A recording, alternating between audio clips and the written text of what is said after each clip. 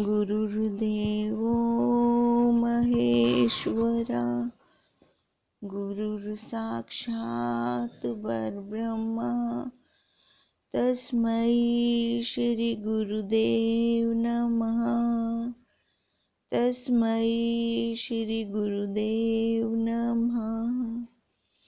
ब्रह्म स्वरूप गुरुदेव के चरणों में कोटि कोटि नमस्कार। श्री योग वशिष्ठ के उत्पत्ति प्रकरण में हमारा चल रहा योग वशिष्ठ की स्थिति प्रकरण में हमारा चल रहा है कि राम जी वशिष्ठ जी से कल राम जी ने एक क्वेश्चन किया था कि जगत के आदि में जो ब्रह्मा था उसने जगत रचा, महाप्रलय में उसकी स्मृति का नाश तो नहीं होता, वह तो फिर स्मृति से जगत रचता है। फिर आप कैसे कहते हैं कि नहीं बनता, भी ये जगत नहीं बनता। वशिष्ठ जी कल इसका आंसर दे रहे थे। हे शुभ वर्त राम जी, महाप्रलय के पूर्व जो भी ब्रह्म आदिक होते हैं, जितने भी देवता होते हैं, उनका निर्वाण हो जाता है और वो विदेह मुक्त होते हैं। जो स्मृति करने वाले ही अंतर ध्यान हो गए तो फिर स्मृति कहाँ रही, और जहाँ स्मृति ही खत्म हो गई तो वहाँ जगत का कारण कैसे कहिए।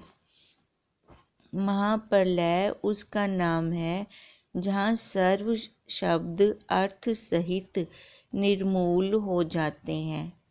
जहाँ सब अंतर ध्यान हो गए तहाँ स्मृति किसकी कहिए, और जो स्मृति का अभाव हुआ तो कारण किसकी न्याय कहिए। कारण होगा तो कार्य होगा, जब कारण ही नहीं है तो फिर कार्य भी कैसे होगा। इससे सर्व जगत कैसे पैदा हुआ, अपने चित्त के फुरने से। जब महाप्रलय होता है तब सब यतन बिना ही मोक्ष भागी होते हैं, और जो आत्म ज्ञान हो तो जगत के होते भी मोक्ष भागी होंगे, चाहे वो महाप्रलय हो चाहे ना हो। खाली आत्म ज्ञान से फिर उनका संसार वहीं पे, उनकी सृष्टि वहीं पे लय हो जाती है।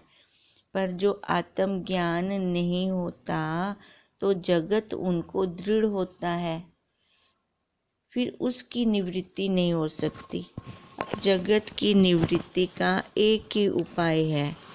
वो कौन सा उपाय है? आत्म ज्ञान, विचार। जब दृश्य जगत का अभाव होता है तब स्वच्छ चैतन्य सत्ता जो आदि अंत से रहित है। अब जो स्वच्छ चैतन्य सत्ता है, कब शुरू हुई कब खत्म हुई कोई बता नहीं सकता। वो वही प्रकाशती है और सब जगत भी वही रूप भासता है। किसको ऐसा दिखाई देगा? जिसकी आत्मा में दृढ़ता होगी।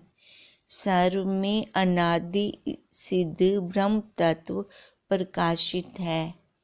कोई ऐसा स्थान नहीं है जहाँ पर वो ना हो। कण कण में वो व्यापक है। उसमें जो आदि संवेदन फुरता है वह ब्रह्म रूप है, और अंतवाहक देह विराट जगत हो भासता है। फिर कोई सीमा नहीं रहती। इस शरीर में आते हैं तो एक लिमिट बन जाती है, एक दायरा बन जाता है। जब ये दायरा हम तोड़ देते हैं तो देखो वहाँ पर फिर कोई लिमिट नहीं है। उसका एक प्राण रूप यह तीनों जगत है। उसका एक प्रमाण रूप यह तीनों जगत है।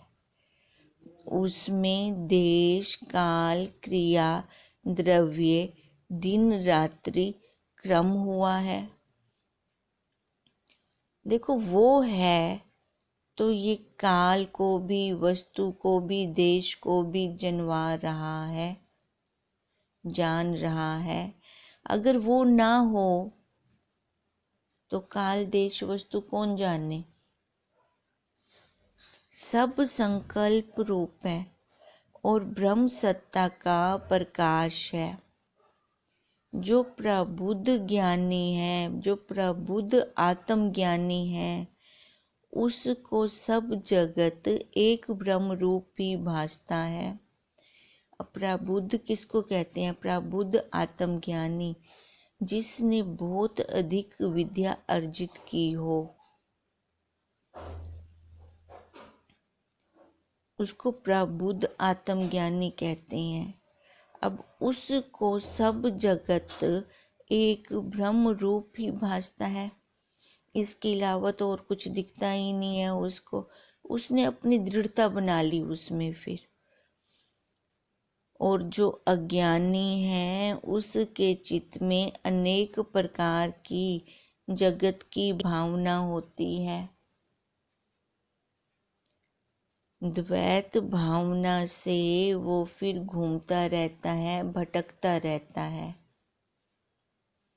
जैसे ब्रह्मांड के अनेक परमाणु होते हैं, उनके भीतर अनंत सृष्टियां हैं और उनके अंतर और अनंत सृष्टि है।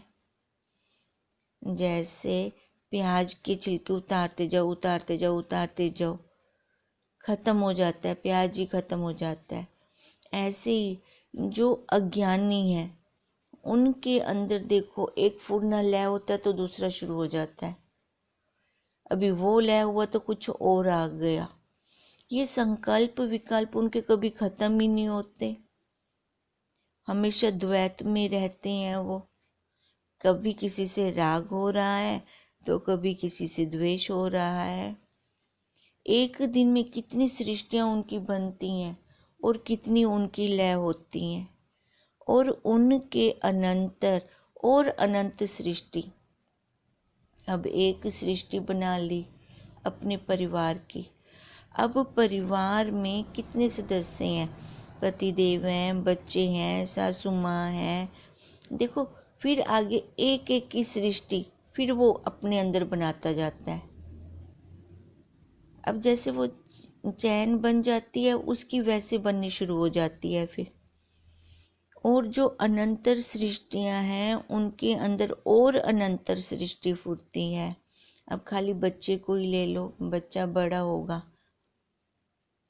अच्छे नंबरों से पास होगा, फिर आगे उसकी शादी होगी, फिर बहू आएगी, वो बहुत सेवा करेगी, फिर आगे उनका और परिवार होगा, फिर मैं दादी बनूंगी।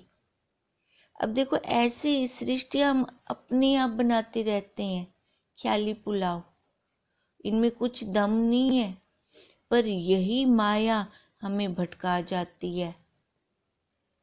देखो है तो एक भाव, भाव के अंदर ही हम और भाव जोड़ते जा रहे हैं, जोड़ते जा रहे हैं। अब इतना बड़ा स्वेटर कैसे खड़ा हो जाता है?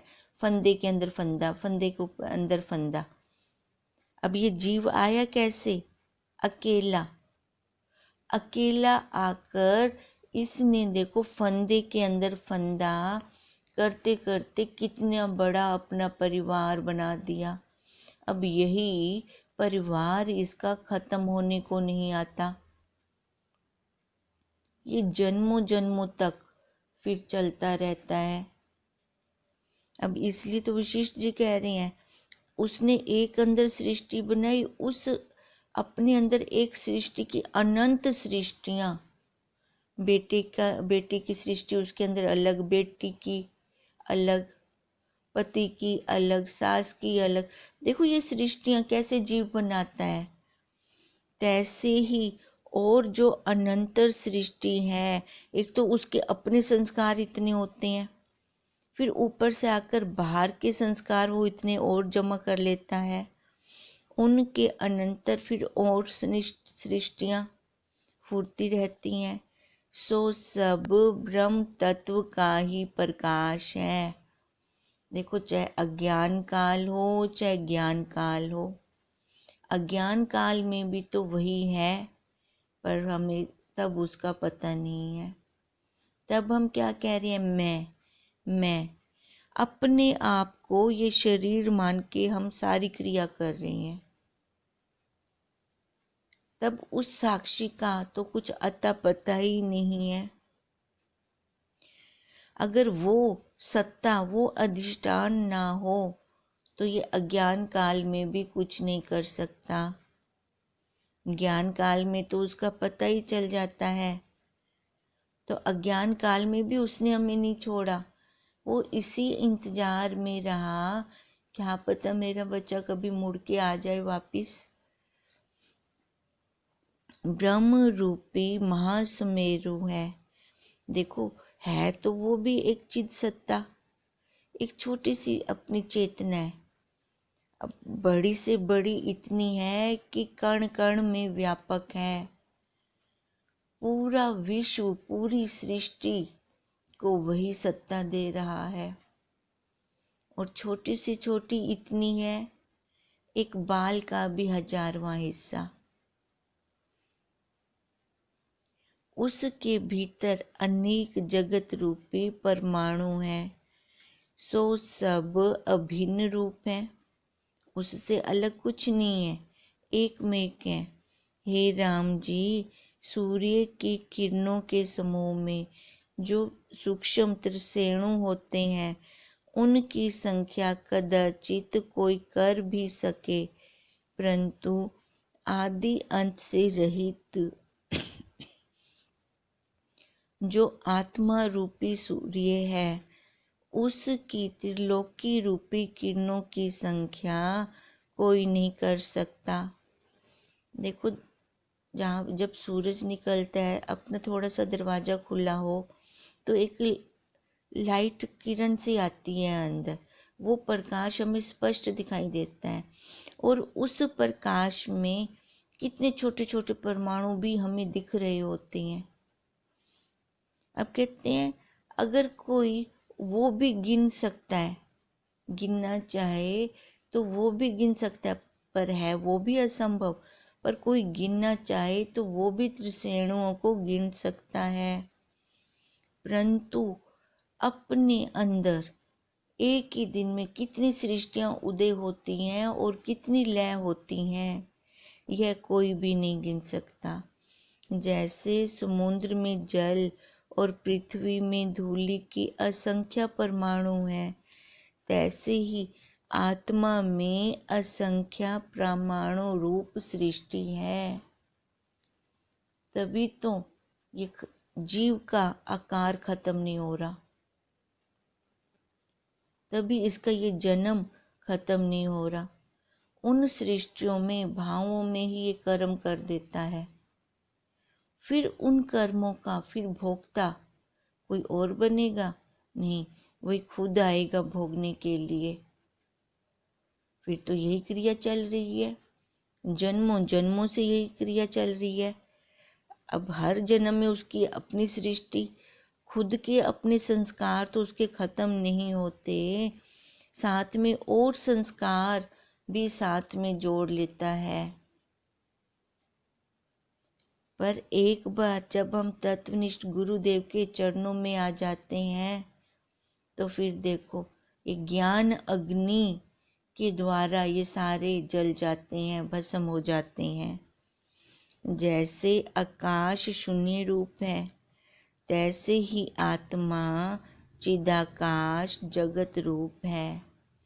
यह जो मैंने उसकी सृष्टि कही है, जो इनको तुम जगत शब्द से जानोगे तो अज्ञान बुद्धि है और दुख और भरम देखोगे। जो इनको ब्रह्म शब्द का अर्थ जानोगे तो इस बुद्धि से परम सार को प्राप्त होवोगे। देखो, हमने अपना संसार कैसे बनाया है? भावों से। भाव से ही हमने अपना संसार बनाकर, भाव से ही हम दुखी हो रहे हैं। दिखाओ इस जीव में कहाँ माँ बैठी है, कहाँ बाप बैठा है। कोई अनजान व्यक्ति देखे तो वो बता सकता है कि इस जीव के अंदर क्या क्या बैठा हुआ है? नहीं, वो कुछ भी नहीं बता सकता। इसका मतलब वो दृढ़ता बाहर की तरफ नहीं है। हमने खाली अपने भावों से अपने आप को बांध रखा है। अब वशिष्ठ जी यही कह रहे हैं कि वही अगर हम सृष्टि कहीं बाहर की तरफ लगाते हैं, जगत शब्द से जानते हैं, जगत शब्द से जानते हैं मतलब अपने भावों को अलग बाहर लगाते हैं, तो फिर अज्ञान बुद्धि है। माँ पन्ना ले लिया, सासू पन्ना ले लिया, नानी पन्ना ले लिया, तो ये हमारी अज्ञान बुद्धि है। कोई देख के जब हमें नहीं कह सकता कि ये नानी है कि दादी है, तो इसका मतलब मैंने खुद अपने भावों में उसको बांध रखा है। अब कहते हैं ऐसे ही अगर ये हम जगत भाव को छोड़ दें, ब्रह्म भाव को ले लें, तो देखो जगत भाव से तो हमारे ना दुख खत्म होंगे ना भ्रांतियां खत्म होंगी। अगर यही भाव मैं यही बना लूं कि मैं ब्रह्म हूं, तो परम सार को हम प्राप्त कर जाएंगे।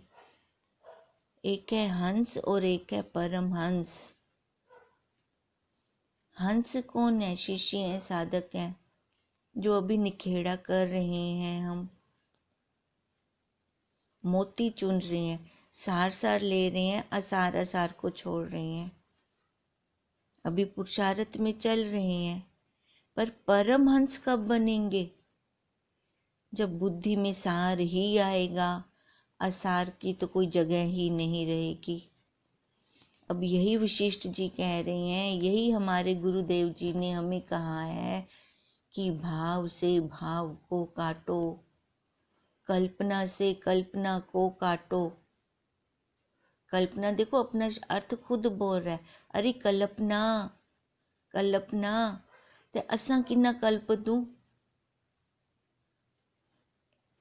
जब देखेंगे तब दिखेगा ना, नहीं तो हम अपनी कल्पना बनाकर उसी में लय हो जाते हैं। जब बैठते हैं आसन पर माला करने के लिए, फिर देखो हमारा मन कहाँ जाता है, हाथ चल रहे हैं, मंत्र भी बोला जा रहा है, चाहे वैखरी से चाहे मध्यमा से, पर बुद्धि में क्या चल रहा है, मन कहाँ है? फिर असोजी आती है 15 मिनट या 20 मिनट के बाद, अरे ये तो कहाँ के कहाँ पहुंच गया।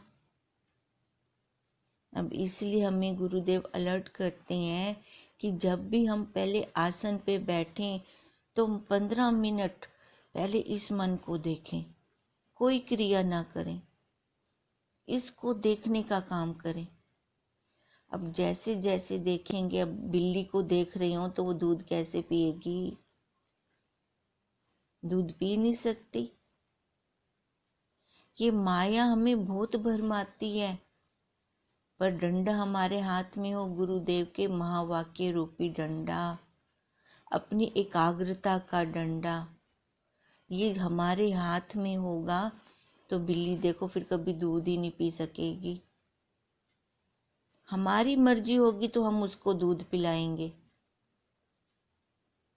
नहीं तो वो खुद नहीं आ सकती, अपने आप नहीं आ सकती।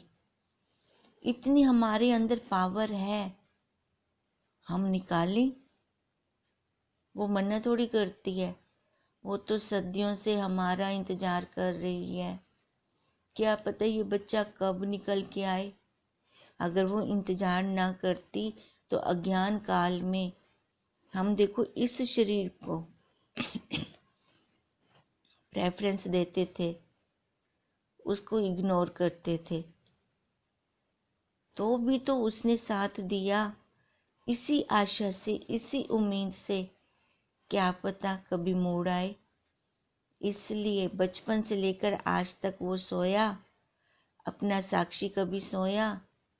कभी नहीं सोया, हमेशा जागता रहा। अब तक जाग रहा है, इसी इंतजार में कि कब ये छोटी लाइन बड़ी लाइन में मिल जाए तो मैं भी मुक्त हो जाऊं। देखो, है तो वो मुक्त, उसमें न बंधन है न मोक्ष है, पर बंधन का आकार में ये चारों खानियों में से कोई ना कोई आकार अपने कर्म के अनुसार फिर ले लेता है। अब ये मनुष्य जन्म मिला है, बहुत अनमोल जन्म है ये हमारे लिए, जिज्ञासु के लिए, साधक के लिए। संसारी भले इसकी वैल्यू ना डालें, पर साधक जिनका साह हर टाइम धक धक करता रहता है कोई भी क्रिया करते हुए, उनकी दृष्टि फिर रहती है कोई गलत क्रिया ना हो, किसी का मन ना दुखे। अब यही वशिष्ठ जी राम जी को बता रहे हैं कि भाव से भाव को काटना है। जरूरी हमें वो वाले भाव बनाने हैं, ये वाला भाव भी तो बना सकते हैं, जबकि हम हैं भी यही, इसके अलावा और हम हैं भी नहीं।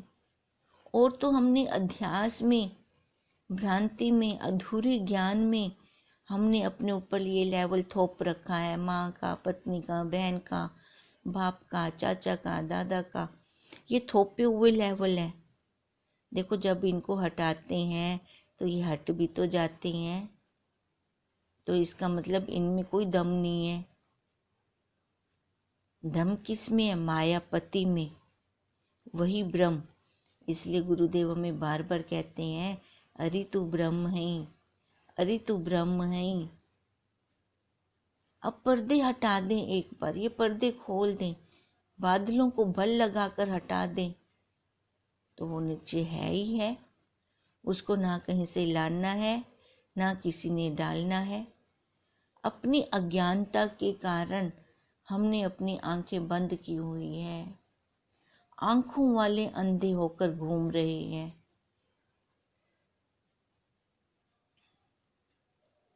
सर्व विश्व ब्रह्म से फुरता है और विज्ञान घन ब्रह्म रूप ही है, द्वैत नहीं। वो देखो, विज्ञान घन, चिद घन, वो विज्ञान रूप है। जब हम प्रैक्टिकल करेंगे तब आएगा। ज्ञान तो हमें अपने गुरुदेव ने दे दिया, उसको विज्ञान कैसे बनाएं? ज्ञान हो गया सुना सुनाया, परोक्ष ज्ञान। अब उसको अप्रोक्ष बनाना है। अप्रोक्ष तब बनेगा जब मैं उसका विज्ञान करूंगी। विज्ञान मतलब प्रैक्टिकल करूंगी, जब वो मेरा हड्ड बीती बनेगा, तब जाके वो अप्रोक्ष होगा। अब एक बार उस अप्रोक्ष ज्ञान में जब हम आ जाते हैं तो फिर द्वैत कहाँ, उसमें तो द्वैत है ही नहीं, वो तो अद्वैत है। देखो, ये हम शब्द यूज कर रहे हैं क्योंकि अद्वैत को भी हमने द्वैत के प्रति से कहा, उसकी अपेक्षा से कहा हमने। उसमें तो ऐसा कुछ करना है ही नहीं। उस तक पहुंचने के लिए हम कुछ ना कुछ शब्दों को तो इस्तेमाल करेंगे।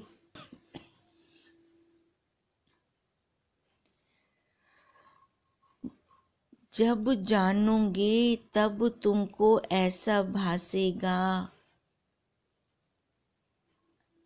अब ये जब हम उसका विज्ञान करेंगे, प्रैक्टिकल करेंगे, ज्ञान तो ले लिया हमने गुरुदेव के मुख से, वाणी से, उन्होंने हमें ज्ञान देने में कोई कंजूसी नहीं छोड़ी। वो तो इतने दयालु हैं कि अपना सारा हमें दे दिया। देखो, एक संसारी टीचर होता है ना, अपना कुछ ना कुछ फिर भी छुपा लेता है,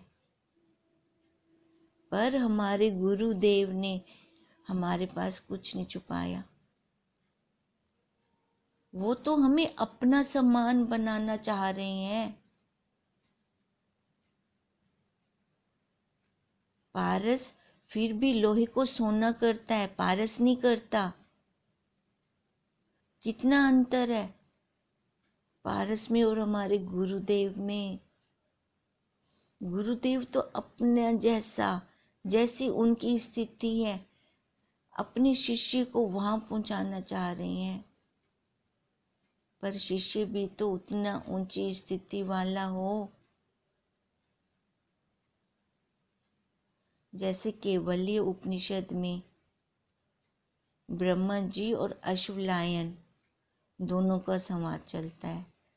अश्वलायन उनका शिष्य है, और वो भी कैसा है, जिसने ऋग्वेद की रचना की है। और गुरु कैसी है, ब्रह्मा जी जैसे। हमें हमारे गुरुदेव ब्रह्मा जी जैसे तो मिल गए, तो हम क्या अश्वलायन बन पाए? अपने अंदर देखें। अब बाहर जगत को हमने बहुत देख लिया, बहुत देख लिया। अब तो वहां से आ गए, अंदर से ये भाव निकले, अब बस और नहीं, बस अब और नहीं।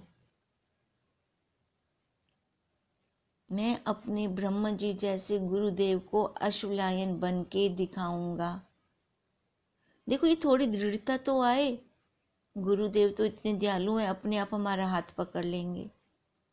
वो तो तैयार खड़े हैं हमारे लिए। हम ही इतने पीछे पीछे जा रहे हैं। अभी अभी इसी जन्म में मैं ये कर सकता हूं, मैं ये पा सकता हूं। दृढ़ता है। अभी एंगेजमेंट हुई तो पत्नी का लेवल जैसे लगा, फटाफट मान लिया, जहां मर्जी घूमे, पर बुद्धि में दृढ़ता आ गई कि मैं पत्नी हूं। अब ये वाली दृढ़ता आनी चाहिए। जीव भाव वाले जन्मों जन्मों के संस्कार है, तभी तो दृढ़ता आती है। अब एक बार लग कर पुरुषार्थ करके ये वाले संस्कार जमा कर लें। अब तो सारा कुछ हमारे अनुकूल है। प्रकृति भी हमें घर बिठाना सिखा रही है। गुरुदेव ने तो हमें अपने अंतर्यामी घर में बिठाना सिखाया।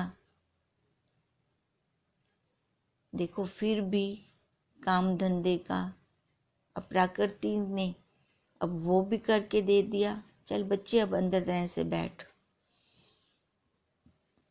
बाहर भी नहीं जाना। और जैसे हमारे गुरुदेव कहते हैं, अपने अंदर देखो, अपने अंदर देखो। अब वैसे देख, अब कोई बहाना नहीं चलेगा तेरा। अब तब हम जब अपने आप को ब्रह्म जानेंगे, फिर हमें ये सब बाहर वही दिखेगा।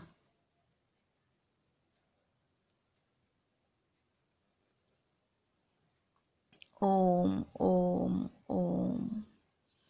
इति श्री योग विशिष्ट स्थिति प्रकरणे जगद अनंत वर्णन नाम तृतीय सर्गा। आज ये हमने तृतीय सर्गा आज हमने समाप्त किया। कल आगे करते हैं। ओम शांति, ओम शांति, ओम शांति।